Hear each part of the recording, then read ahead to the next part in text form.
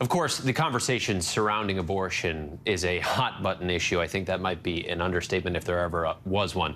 For some, it is a very difficult decision, both for planned and unplanned pregnancies. It's raising some concerns about mental health, given all the stress going on in the country right now. So for more on this, we want to bring in the Chief Medical Officer of Planned Parenthood of Southwest and Central Florida, Dr. Sujatha Prabhakaran. Doctor, of course, abortion is still legal. We don't want to put the cart before the horse here. There is this possibility Roe versus Wade will be overturned in the future. Pregnancy can be stressful enough, but with all this going on, what are some of the concerns about mental health for people who might be grappling with an unwanted pregnancy? Thanks, Trevor. And that's a great question. And I do, the first I want to say, as you said, abortion is still legal in this country and it is still accessible. So, I'm already seeing patients who are confused by this leak and by the information that's being shared. Just this week, I had a patient who thanked us for being here and said, I thought I couldn't even get abortion care.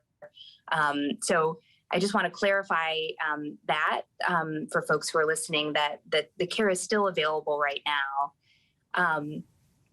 And when I hear about potential restrictions on access to care, it makes me very concerned about the mental health of patients who might need abortion care. We already see, even though abortion is legal, it's very difficult to access in many states. And we see every day patients who, struggle to find childcare, to find transportation, just to get the care as it stands.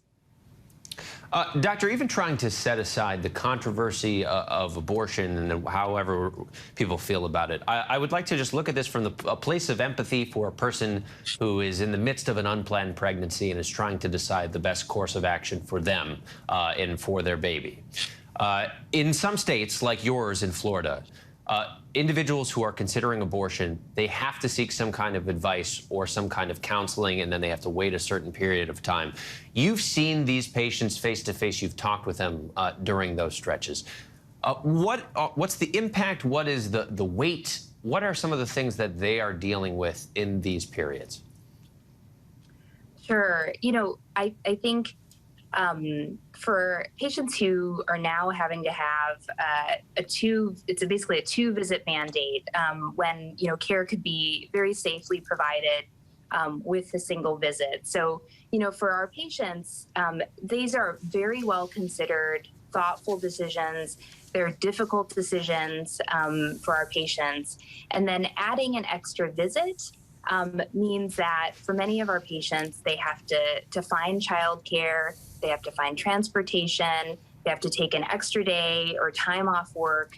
And so all of, adding these barriers just adds to the stress and anxiety that our patients feel already in this difficult time.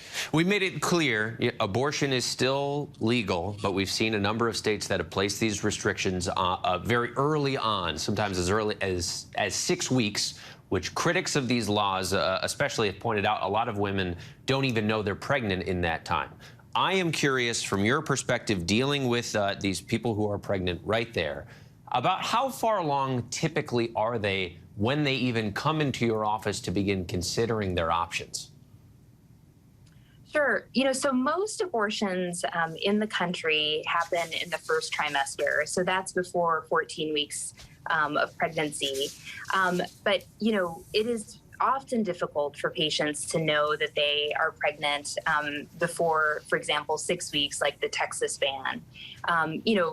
For many women and people with uteruses, their periods are irregular, they have busy lives, it's hard to keep track. And by the time they realize that they are pregnant, they're often beyond 6 weeks. So, these barriers are already affecting, real patients. We're based in Florida, but every week we're seeing patients who come to us from Texas because it's difficult already to access care in Texas and then the surrounding states. So they're coming to Florida all the way from Texas in order to access care already. Dr. Sujatha Prabhakaran, we appreciate you taking your time to share your perspective with us today. Thank you for joining us. Hi, everyone. George Stephanopoulos here. Thanks for checking out the ABC News YouTube channel. If you'd like to get more videos, show highlights, and watch live event coverage, click on the right over here to subscribe to our channel. And don't forget to download the ABC News app for breaking news alerts. Thanks for watching.